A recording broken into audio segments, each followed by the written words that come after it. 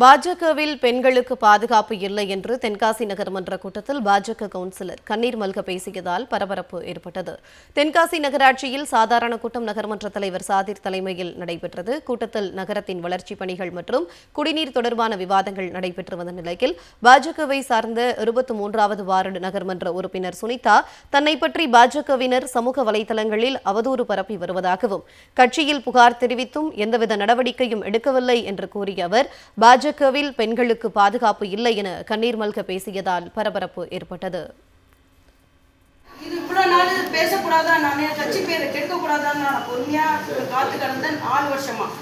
என்னால நேத்து நைட்டு ஒருத்தர் பாஜக காரங்க என் பேரை தவறா பயன்படுத்தி இருக்காங்க. என் கட்சிக்காரங்களே என்னை இவ்வளோ கேவலமா பேசும்போது, அப்ப தமிழ்நாட்டு ஆண்டன்னு வரும்போது அவங்க என்ன அப்போ தமிழ்நாடு பெண்களுக்கு என்ன பாதுகாப்பு இருக்கு?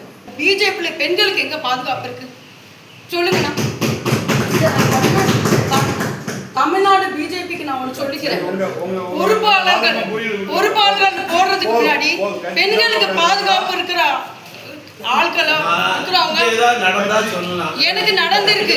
எனக்கு நடந்திருக்குன்னா நான் வேதனையில சொல்றேன். நேற்று சோசியல் மீடியால நீங்க பாருங்க, நகர தலைவர் மாவட்டத்திலயும் நான் பேசி பார்த்துட்டேன். அவங்க கிட்ட ஒரு பதில் எனக்கு கிடைக்கல. அதனாலதான் நான் இந்த பிளாட்ஃபார்ம் நான் எடுத்தேன். அவங்க பெண்களை மதிக்கிறவங்களும் பெண்களை இழிவுபடுத்தாதவங்களும் பார்த்து கொடுப்ப கொடுங்க. அதுதான் என்னோட தாழ்மையோட வேண்டுகோள். பாஜகவில் பெண்களுக்கு பாதுகாப்பு இல்லை என்று தென்காசி நகர்மன்ற கூட்டத்தில் பாஜக கவுன்சிலர் கண்ணீர் மல்க பேசியதால் பரபரப்பு ஏற்பட்டது. தென்காசி நகராட்சியில் சாதாரண கூட்டம் நகர்மன்ற தலைவர் சாதிர் தலைமையில் நடைபெற்றது. கூட்டத்தில் நகரத்தின் வளர்ச்சிப் பணிகள் மற்றும் குடிநீர் தொடர்பான விவாதங்கள் நடைபெற்று வந்த நிலையில் பாஜகவை சார்ந்த 23வது வார்டு நகர்மன்ற உறுப்பினர் சுனிதா தன்னை பற்றி பாஜகவினர் சமூக வலைதளங்களில் அவதூறு பரப்பி வருவதாகவும் கட்சியில் புகார் தெரிவித்தும் எந்தவித நடவடிக்கையும் எடுக்கவில்லை என்று கூறிய அவர் பாஜகவில் பெண்களுக்கு பாதுகாப்பு இல்லை என கண்ணீர் மல்க பேசியதால் பரபரப்பு ஏற்பட்டது. இது இவ்வளவு நாள் பேசக்கூடாதா, நான் கட்சி பேரை கெடுக்கக்கூடாதான்னு நான் பொறுமையா காத்து கிடந்தேன் 4 வருஷமா. என்னால நேத்து நைட்டு ஒருத்தர் பாஜக காரங்க என் பேரை தவறா பயன்படுத்தி இருக்காங்க.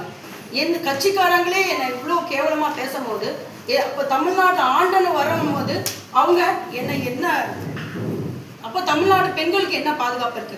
பிஜேபியில பெண்களுக்கு எங்க பாதுகாப்பு இருக்கு சொல்லுங்கண்ணா. தமிழ்நாடு பிஜேபிக்கு நான் ஒன்று சொல்லிக்கிறேன், பொறுப்பாளர்கள் போடுறதுக்கு முன்னாடி பெண்களுக்கு பாதுகாப்பு இருக்கிற ஆட்கள இருக்கிறவங்க எனக்கு நடந்திருக்குன்னா நான் வேதனையில சொல்றேன். நேற்று சோசியல் மீடியால நீங்க பாருங்க, நகர தலைவர் மாவட்டத்திலயும் நான் பேசி பார்த்துட்டேன். அவங்க கிட்ட ஒரு பதில் எனக்கு கிடைக்கல. அதனாலதான் நான் இந்த பிளாட்ஃபார்ம் நான் எடுத்தேன். அவங்க பெண்களை மதிக்கிறவங்களும் பெண்களை இழிவுபடுத்தாதவங்களும் பார்த்து கொடுப்ப கொடுங்க.